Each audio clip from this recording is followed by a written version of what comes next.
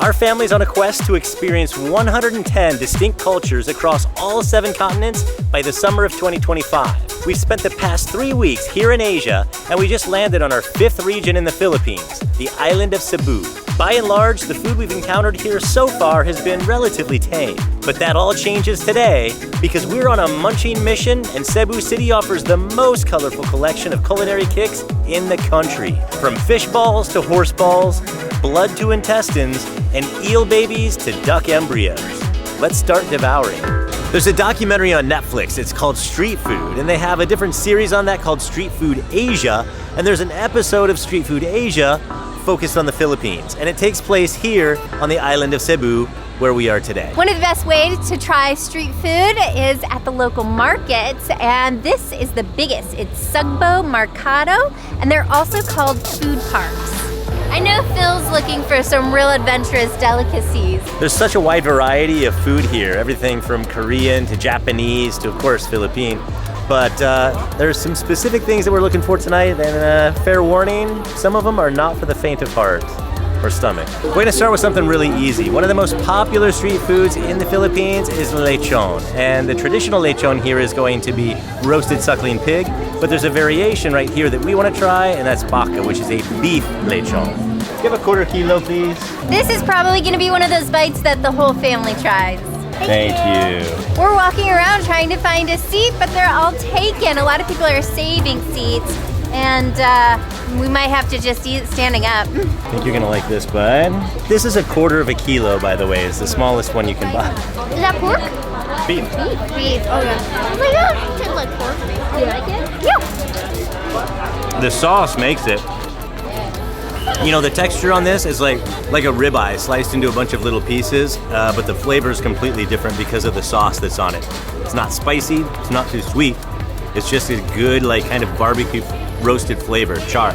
Brooklyn loves steak, so I'm curious to see what she thinks of this. The sauce has like a sugary flavoring. Tastes like steak. Good, well then I know you like it. The meat is so light, it looks like chicken a little bit. Brooklyn's right, there is a lot of sugar in this sauce. I'm gonna try one of the darker pieces. A lot juicier. And now for the quintessential lechon, the roasted suckling pig. Hello. He's taking the meat right out of the middle of the pig right now. Putting it on our plate. This looks good. Skin on top and everything. Go ahead and just take a piece. You can dip it in the sauce. Oh, you got some skin there. Good, good. Best sauce ever. Well, I'm excited. This is one of my favorite things to eat down here so far. I don't need that sauce. A lot of vinegar in it. This alone is so juicy and delicious. So I love how they put the skin on top of it, but even though Colt ate it, I'm not sure if you're supposed to eat that as the main attraction or not, but I'm gonna try it first. I like it. I like it a lot. It's like pork skin jerky almost. Well, you know it's good because they intentionally put all of those pieces on top of all of the meat for us, so definitely gotta eat it. Well, you gotta eat it, and I did. Okay, now this meat smells so good. I'm not sure we talked about how good it smells. Oh, It is so juicy, and I love the sauce too. Spot on, Colt. I'm pretty sure you can find lechon all over the world. And I think it was Anthony Bourdain who said that Cebu makes it the right way, the best way. I agree, totally agree. Next, we're gonna have something that I keep seeing everywhere, but I don't know what they are yet. I just know that they're little balls and they're cooked in a really cool way. There's like a very specific special pan that they're cooked in. So what are these? Takoyaki. Takoyaki? In Japan. Takoyaki. They're Japanese. Japanese food. And you have octopus And pork. and pork. Which one's your favorite? Octopus. The octopus? So we're getting 2 octopus and 2 pork. We're gonna try a little of each. So Jess, Phil, and I are gonna try these, but we have little toothpicks to eat them with. We don't have to use our hands. Now the problem with this little dish, I don't know which is which. I'm just gonna guess. I'm thinking this might be octopus. It's doughy, and there's like little pieces of octopus in it, kind of like a beignet. But this is much more like doughier, kind of creamier. Reminds me a little bit of sweet corn in a way. The pork. Creamed corn, yeah. Now I'm gonna try the pork. I hope I don't eat 2 octopuses on accident. I'm thinking this is pork. I like the octopus the best too. Octopus is the winner. The pork, I think, much more subtle flavors. A little too subtle for me. The octopus is the winner. Let's see what Phil thinks. Hi. Oh, I can tell just by poking it that it's a lot softer and looser than I expected. Very interesting consistency. The sauce tastes just like barbecue sauce to me. It's good. It's like a very unique spin on barbecue sauce though. More tang, it's like kind of sour. Let's try the other one. Yeah, this is my favorite thing of the night so far actually. And it's not even Filipino food, it is Japanese food, but very delicious. I'm blown away by the texture in there. The kids are dying for some smoothies, and we've seen so many smoothie stands around here, but they've picked one in particular that they want to get something from. Peanut butter banana. Peanut butter banana. Strawberry banana. Ooh, 2 bananas. I got the mango because I am obsessed with the mangoes in the Philippines. They are so good. Oh my gosh, it tastes like you're just biting into one of their mangoes. It's so good. Phil stole my drink. Thank you. Love it. Brain freeze. Mine tastes like strawberry and banana. All right, I'm still in search of these amazing dishes though, so we've got to keep looking. We found something really special in Cordova, which is a smaller island off of Mactan, which is right across the bridge from Cebu City. And to a backdrop of really bad karaoke music, we're here at Entoy's Bakasihan.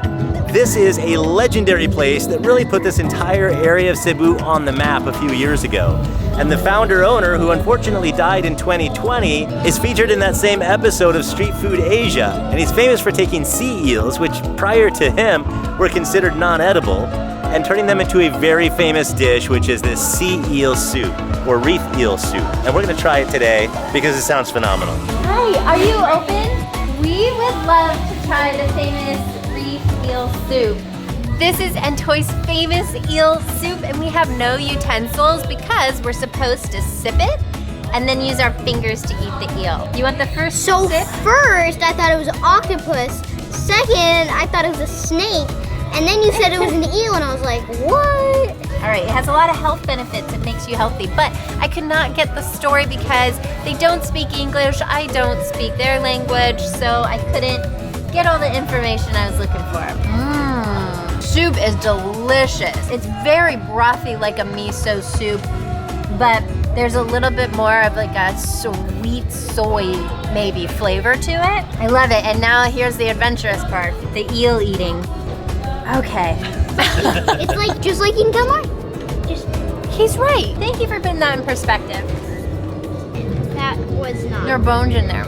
Only thing is they have bones in it, so there is a spine in the eel. The texture is not my favorite, but the taste is similar to a calamari if a calamari was much softer, because it can be kind of tough when you cook it. It does have bones. Really good. I think I can help out with the nutrition issue. First of all, it's soup. You know, so it's got seafood in here, it has vegetables in here. That broth alone is gonna have kind of medicinal, nutritional qualities.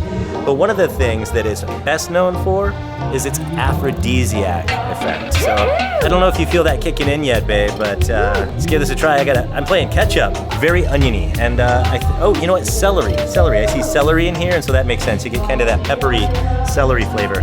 Oh, it's much more pungent than a miso, in my opinion. And by the way, eels look like snakes. They are not snakes. All they are is long fish. So it makes sense that they wouldn't be pulling the bones out of here or anything, because it's hard to debone something that is the size basically of a sardine, right? And I believe that's his little snout right there. And then this would be the tail. I'm gonna start with the tail. You can kind of eat around the bones on the top and the bottom. I've seen people just eat these entire things whole, but I don't know how you're doing that with the bones. Check my style out. Peeling that bad boy right off its spine. Now, we're cooking with bacon. Well, sea eel, reef eel. No bone. It looks delicious and really good, like full of lots of flavor. As good as that soup was, and as fulfilling as it is to actually finally make it here after seeing this place on television and learning so much about the founder, I'm still not satisfied. And I don't know if that's just because of the aphrodisiac effect, but we need to hit the road and find some of the other things on my list. Let's go. First, I think Phil and I need some alone time.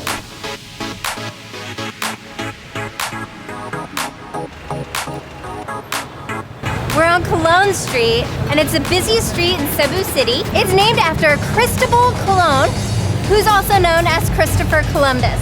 I want to thank everybody who commented on our Manila episode and let us know that the Philippines has the longest Christmas season in the world. It starts from September until January 1st, a full 3 months of Christmas time, which I see no problem with. Cebu City is the oldest city in all of the Philippines, and it's basically the birthplace of the Philippines as we know it today. It started off as a major trade port, still is a major trade port, but during their initial stages of growth, it gave rise to the big street food culture, which is still an integral part of the culture today. It's extremely important considering the fact that about a quarter of the population here doesn't even have an oven or a stove to cook hot meals at home. And I think we just found one of the key things on my list today, so let's check it out. 110? Thank you. Yes, thank you. Jackpot! We actually found 3 things that are on our list. We're starting with Ginabot. It's the Filipino version of chicharron, so it is fried pork intestines, and it's supposed to be crispy and chewy and paired with some vinegar. Yeah, crispy and chewy in the middle. It tastes like it has a little meat to it, but that's not meat. Now Colt's gonna try the bua-bua. There's pork meat in here. It's like a very sugary and hard meatball. A very sugary and hard meatball. All right. Very much like a meatball. I would say there's lots of bread in there. It's breaded inside. Very similar to a meatball, but that pork flavor makes it kind of smoother taste with the pork than a beef. It's good. I like this too. 2 for 2. Colt's going nuts for the Ginabot. Keeps eating it. Honestly, tastes like if you went to Kentucky Fried Chicken and got the pieces that are just fried skin because they fell off of the chicken. It's really good. Now they don't have fish balls here, but they have basically the same thing in a different shape. Fish fingers, I would call these. These are deep fried. Unlike the fish balls we just had at the hawker stalls in Singapore, these are gonna be crunchy on the outside. Almost identical texture to the ones we had in Singapore in our soup, meaning it's very dense. It's really good. This one's drier than what was in the soup in Singapore, which would make sense. I'm gonna dip it in the vinegar. Very good. Our list is still far from done, so we gotta keep searching. All day. Let's go. We're at Opon Public Market, and honestly, I'm getting a little bit tired of trying to find all of these little dishes on my own. So this time we've hooked up with a local expert, June. He's gonna be our guide. Hi, Mom.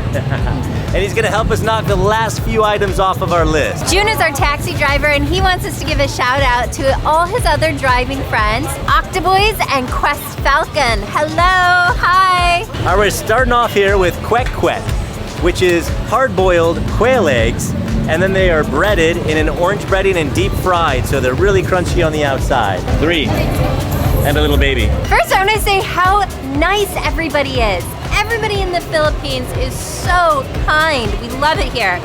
Now, I got the spicy sauce because we all know I like spice. I love that sauce. That sauce is awesome. This is delicious. I really love it. It is a dough built into the hard-boiled quail egg. And look, you can see the middle of it there. Am I allowed to try mine? Absolutely.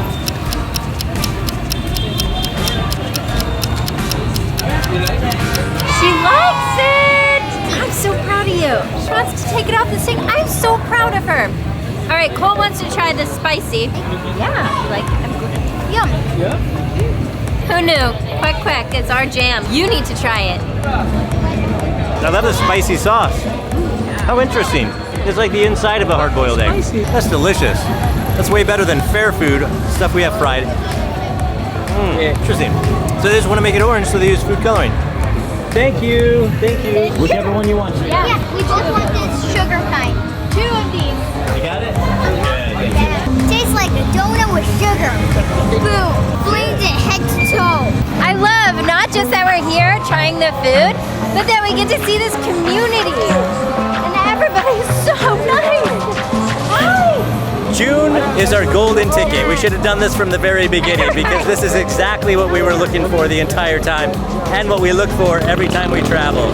This is the local perspective for sure. And this is the kind of exposure I want our kids to have with the world. I want them to see the communities and the everyday people and how similar and different people live their lives in different countries, wherever we go. To put some of these costs in perspective, what we just bought from that pastry shop, those were 6 pesos per item. 100 pesos is about $1.69. So the two of those would be about 17 cents combined. 7 pesos for one skin. This is chicken skin, essentially fried up. And then the sauce, super crunchy. So this is just really, really crunchy. It's exactly what you would expect of having just like the fried skin.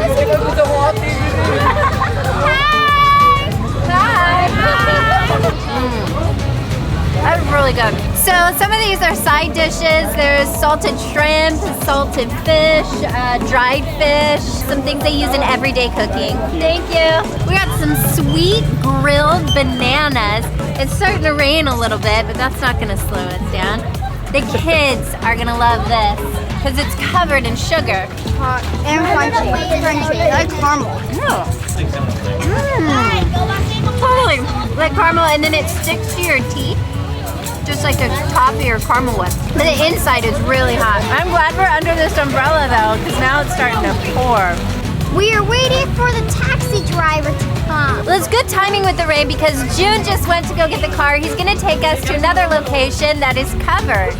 So we're gonna have the rest of the bites covered, out of the rain. I want a poncho. No, she doesn't. That would make us stick out like sore thumbs, and then everybody would know that we're not from here. Actually, we are the only Westerners here in this area. This lady will tell you the soup number 5. Soup number 5. So yummy, yummy. All right, this one's been at the top of my list. They say that if you mention this soup, Lansiao, to the locals, they'll kind of give you a little smirk because this is the equivalent of what we in Colorado have. We call Rocky Mountain oysters. But it's a soup with some very special ingredients. Thank you. That's how to eat.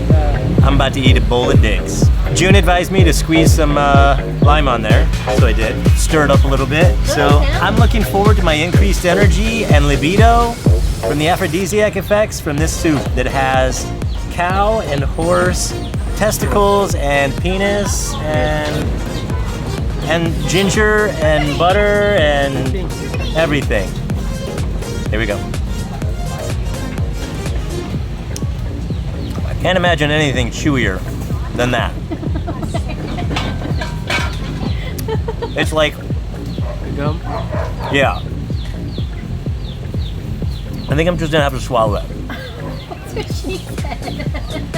All right, and then we think this one is skin. Much less chewy, much easier to eat. Ah, and the broth is fantastic. Yeah. That's It's a thick broth, like a beef stew kind of flavor and consistency. This is like horse and cow penis and balls. You want to try it? yeah, you tried it. I'm alright. You sure? I'll stick to my peppers. There's only one thing in this entire country I've been anticipating eating more. Very good broth. It's almost like a gravy. It's kind of thick and salty, flavorful. Yeah. It's like a sweet and sour consistency. I got something very unique and different. I had never heard of this before, but I'm gonna try it now and I'm not gonna tell you what it is until after I have a taste. It's good. It's chicken blood. So it's boiled, seasoned, and then frozen, chilled, until it becomes more of a solid. Then they cut it up and they grill it before you eat it. I can't tell you how this is delicious. It is a bizarre thing for us from the US to imagine eating, but it's really good. And they eat this food because they have the animal and they have to use it, they have to use all of it the best way that they can to make the most food that they can. It's a really cheap way to feed people and give them a lot of nutrients. Oh, tell me what you think of that. It's good. It is delicious. Okay, this is the ultimate. This is Balut. It's scary, I'm intimidated, I'm nervous, but June tells me it's delicious. This is basically a half-baked or 90% baked duck egg. Fertilized duck egg. There is a baby duck in here. It's a duck embryo inside of this egg. First thing I do is tap the top off. All right, peel the top off. Will there be feathers in this, June? Yes. There are feathers in this. I already see them, I think. You open it big. So on our balut, I am peeling away the top chunk of the shell here. All right, a little bit of salt on top, a little bit of vinegar. Oh, drink. After that, another. Remove the skin. That egg have Yeah, because it has a duck, baby duck in it. I eat this all at once? Yeah. Like that. Like that. And after that, Oh, he did it. and then do this. Doesn't it have bones? No bones. How does it taste? Almost choking on a baby duck. And I thought eating wings was messy. It's hard to describe something that is unlike anything else you've ever eaten in your entire life. Part-boiled egg, but much more firm, and so much more flavor. I had heard that maybe it had some chicken flavor or poultry flavor in there. Honestly, I don't get any of that. If anything, maybe some hints of beef, but of course I get a lot of salt and vinegar because we put so much of that on top. The first time is very nervous, no? Kirkland, you're trying it too? Yes. Wow. Okay, can I have the salt? Right here, honey. Can I have a napkin? Yeah. Oh, it's okay. Have alcohol. Yeah. Vinegar. No. Oh my lord. Brooklyn Ray, you are awesome. Too much salt. Put the vinegar. Salt. Do it. The texture, like it's not like real duck, like where you just bite into it and you gotta chew it. You bite into it and suddenly it's like just water. So proud of these kids for trying something so incredibly new. Balut did not originate in the Philippines. They observed travelers from China eating it, and then they have their own take on it. Not bad. You can do this. Yeah, more vinegar, more vinegar. This has turned into a really incredible experience for the whole family. And it was unexpected, it was impromptu. There was no way we could have mapped this whole thing out. And we're so grateful to you, June, for taking us to these last places and showing us around and really giving us an eye-opening experience. We have more travel to do, so please keep watching us. We love your support, we love you. Thank you, thank you, thank you. We're gonna head back to the hotel. With each new community and culture we encounter in our world travels, we look for ways to leave it better than we found it. Sometimes that can be as simple as picking up trash on a local beach or buying goods from locals without bartering for a lower price. Other times, we roll up our sleeves and help serve those in need, like this time. But when some of our viewers started sending us super thanks money through YouTube this month, we were touched and we were inspired to pass that money right back to the communities that are featured in our content. As our channel grows, these gifts could start to have a real impact on the vibrant people they support. For this episode, you can give to a great Philippines charity just by clicking the thanks button below and making your gift. 100% of our proceeds will go directly to the charity. To learn more about that charity and this brand new program of ours, go to followabc.com/give. And thank you. Thank you. It's one. No, it just cook. Yeah, are you cooking? Oh, yeah. Cook it first, okay? Oh. I almost ate it raw.